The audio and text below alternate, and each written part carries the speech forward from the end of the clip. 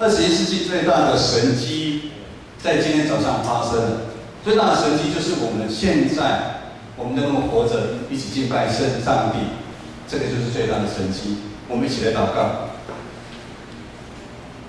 天上的父，我们满心感谢赞美你，恳求你从天上来到我们地下，进到我们每一个人弟兄姐妹的心，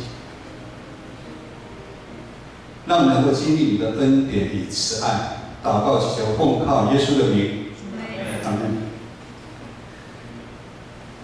人其实并不是那么容易，并不是那么容易。人并不是那么容易接受新的东西。我们会觉得可能在21世纪应该更容易接受新的东西，但是我觉得不见得。尤其在超越我们自己以上、我们头脑可控制的事情的时候，在我们还没讨论的时候，其实我们的主观意识就会想阻挡它。我想在现在也是人之常情，尤其在现在特别强调是个人，我这个人，因为一件突然来的事情会让我很不安全感、很不自在，我很惊慌。就像一个朋友都没有打电话就突然来到你家，你不一定很欢迎他。这样的转变会影响我们很爱稳定的一个生活的模式。尤其当我们年纪渐渐大的时候，当我们知识越来越高，当我们可控制的东西，不管财务等等，这样自我的想法就越来越严重。但是这样的想法会限制我们自己去经历更大的未来。信仰也是一样，对于现代人来说，信仰我不晓得大家是不是要眼见为凭你才相信。我们的内心是否有常常有着一个空间？这个空间是要给上帝的，因为我们要随时去经历上帝给我们在每一天、每时每刻那个神迹奇事。今天我们所读的这2段经文，天使报好消息这个信息，对于当时的人其实是没办法理解的。而不明在我们21世纪的我们，今天如果碰到天使跟你报佳音，你会做什么样的回应？因为这是超自然的力量介入到我们的生命当中。今天的圣经30节到30节这么说：天使对玛利亚说：“玛利亚，你不要怕，你在神的面前已经蒙恩了。你要怀孕生子，要给他起名叫耶稣。”玛利亚是一个在世女。当玛利亚听到天使对她传报从天上来的好消息的时候，第一个反应一定非常的惊慌。但是圣经却记得说，玛利亚就将这些事情放在心里面去思量、去想。天使跟他报佳音，跟他讲的这一段话到底是什么样的一个意思？玛利亚她平常就是一个谦卑又敬畏上帝的一个人，而且她一直在期待以色列的救世主能够降临。这样的行为代表什么？就是玛利亚她平常其实就在期待有神迹向她出现，也就是当天使跟她报佳音的时候，其实她的反应并不是很惊讶。但是你这个特别的一个身份，就是童女这个身份，对玛利亚面对好消息，会临到是很大的一个困难跟挑战。因为在世里怀孕生子，你是要面对多少人的耻笑？不要说当初，现在就很不得了。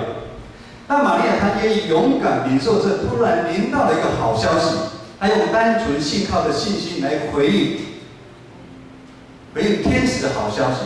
也因为她这样的回应，她的生命做了改变。她本来是一个童女，她变成一个母亲。她本来是上帝的使女，上帝却使她做了上帝的母亲。这是上帝对玛利亚的安慰，是上帝对她的爱。卑微的玛利亚成为蒙大恩的女子。另外一段经文在1章13节，天使对撒迦利亚说：“你不要害怕，因为你的祈祷已经被听见。你的妻子伊丽莎白要给你生一个儿子，你要给他起名叫约翰。”另外在18节，撒迦利亚对天使的反应是这样的：“我怎么能知道这事呢？我已经老了，我的妻子也年纪老迈了。”当撒迦利亚听到天使跟他报好消息，说你会生一个儿子。虽然撒迦利亚是一个祭司，他平常就照轮班在圣殿里面敬拜上帝，带着以色列百姓在那边祷告。但是时间一久，当撒迦利亚看到自己的身体渐渐的年老，头发也苍白，身体也越来越没有力气。他的太太伊丽莎白已经不能生育，已经好久。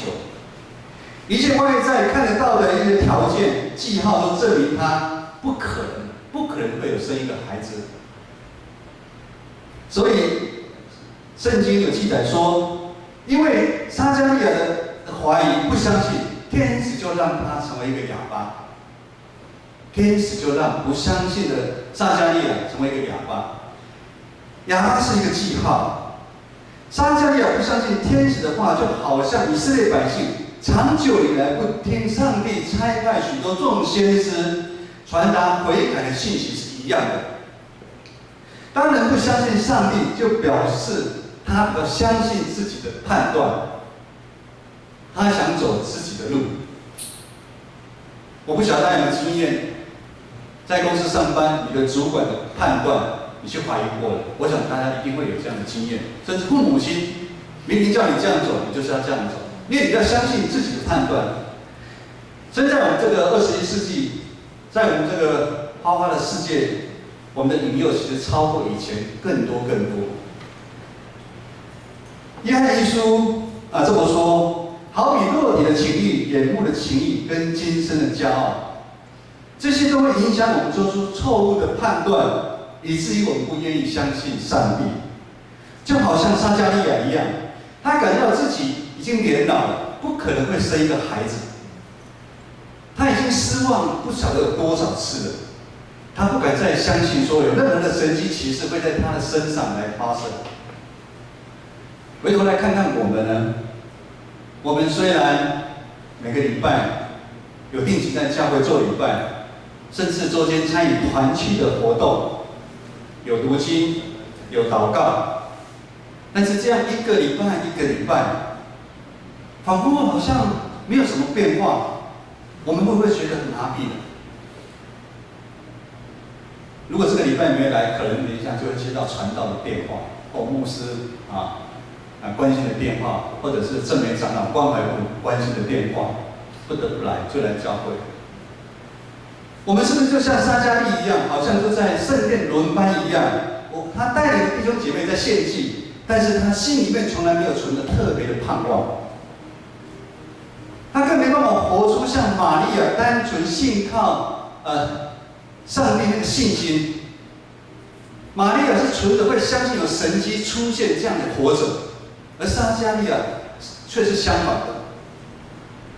神学家路易斯曾经当作对罪，他有这样一个说明。他说，一个人要知道自己有罪是非常的困难的。他说，一个人跌入水中，他会知道自己的身体是湿的，因为我们人不习惯在水里面生活，所以我们知道我们的衣服是湿的。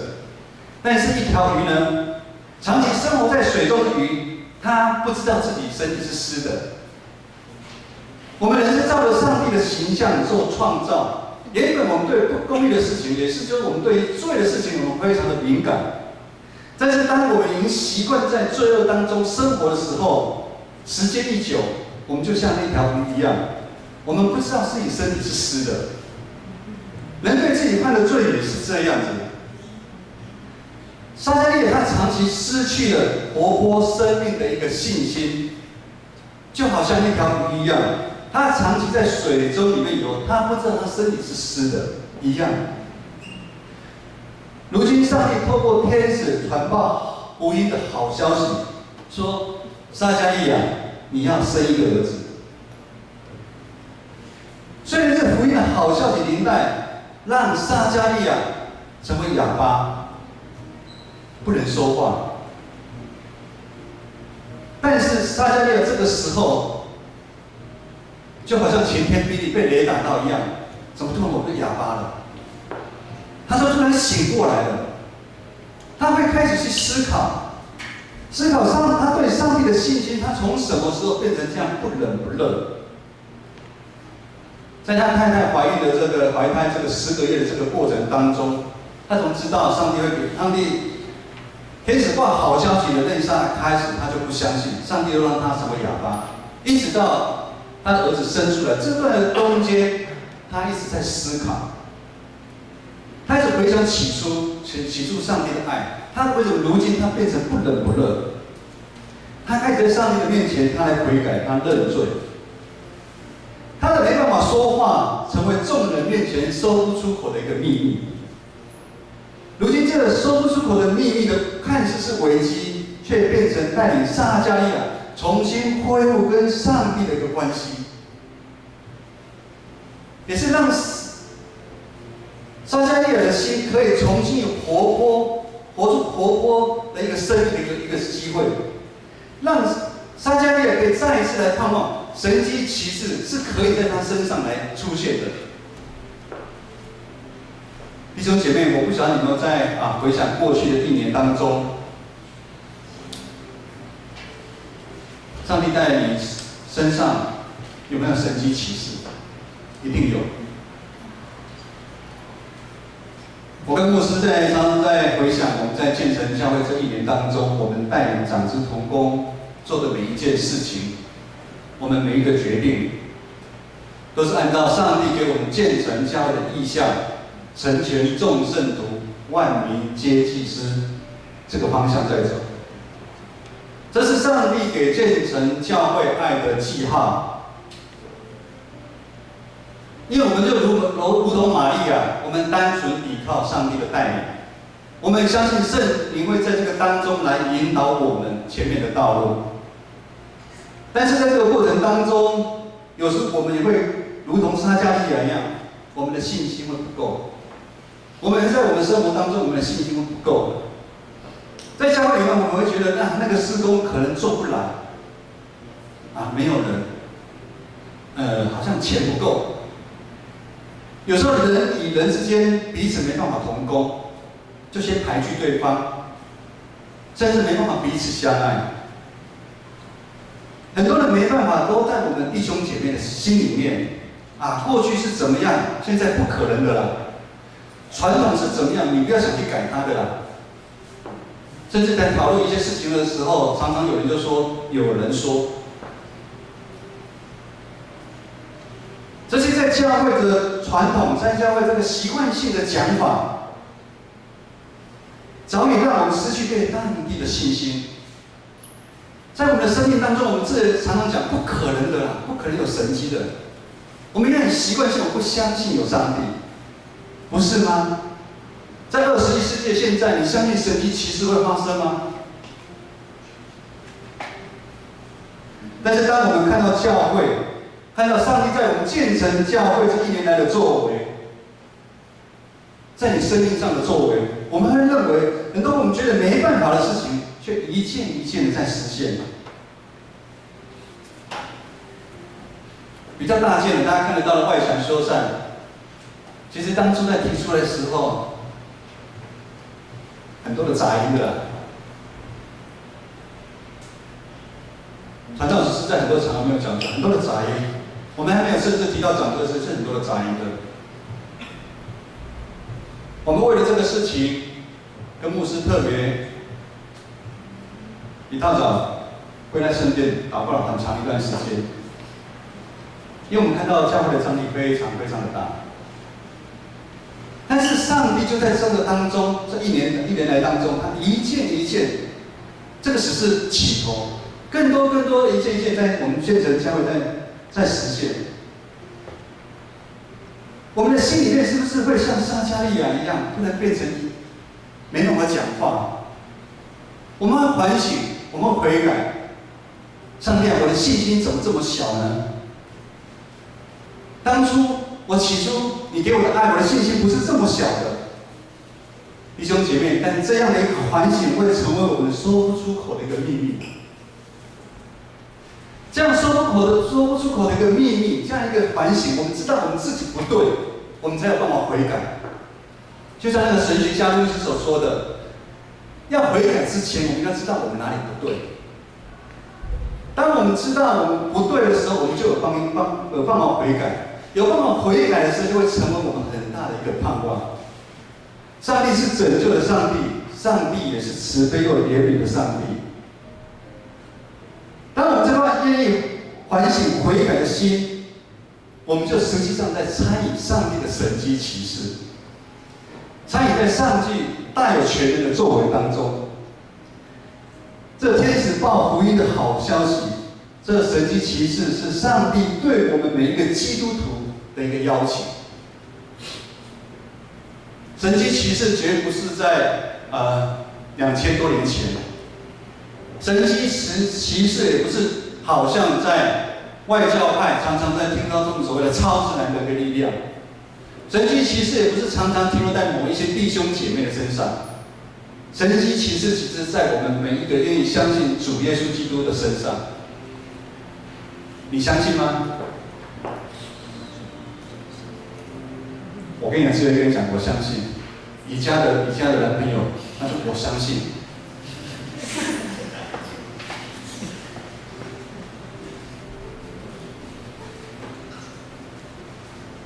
我们的信仰如果没有神经奇事，我们的信仰其实是空空的。我们今天能够一起活，一直在这边，能够早上一起来能呼吸，其实就是最大的神迹奇事，不是吗？等一下大家可以回去搜寻一下，昨天晚上台湾死了多少人？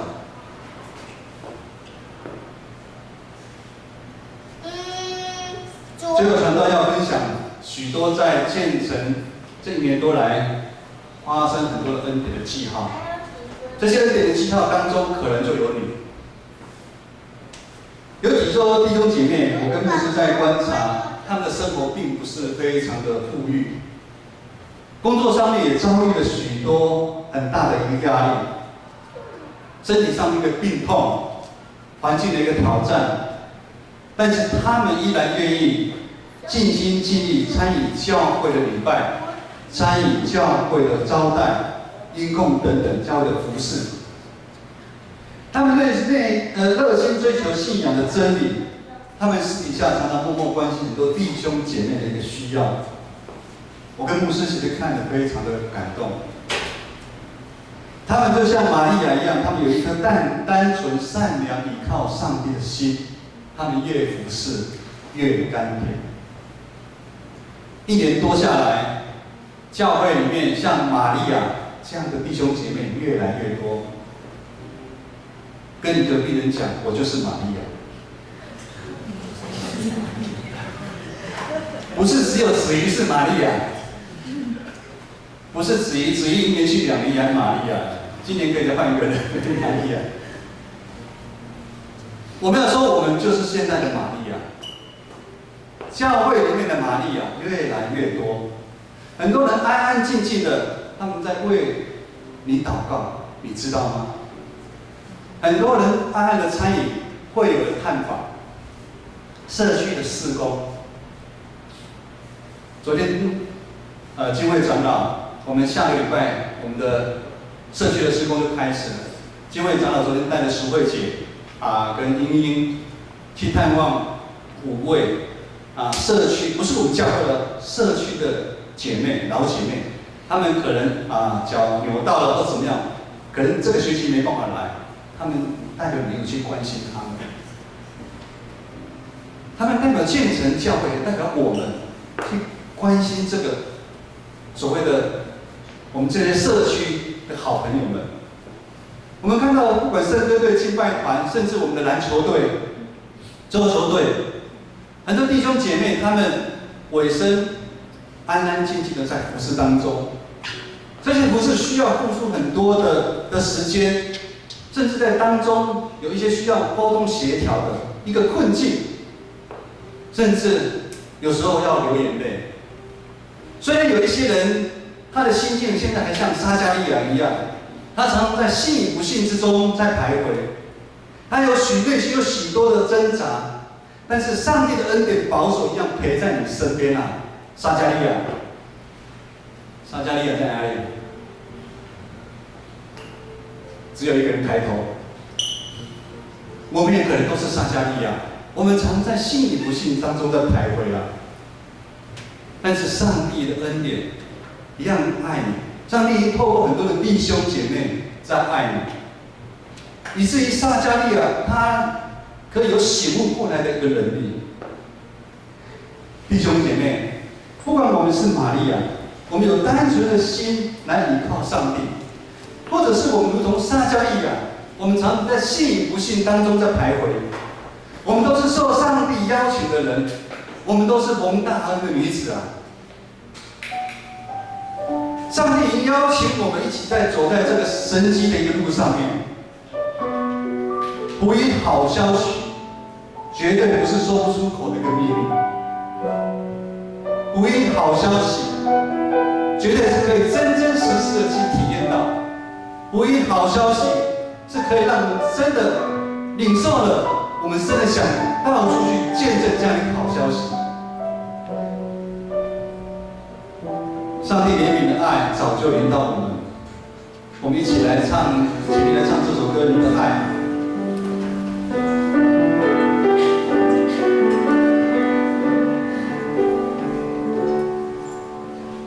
我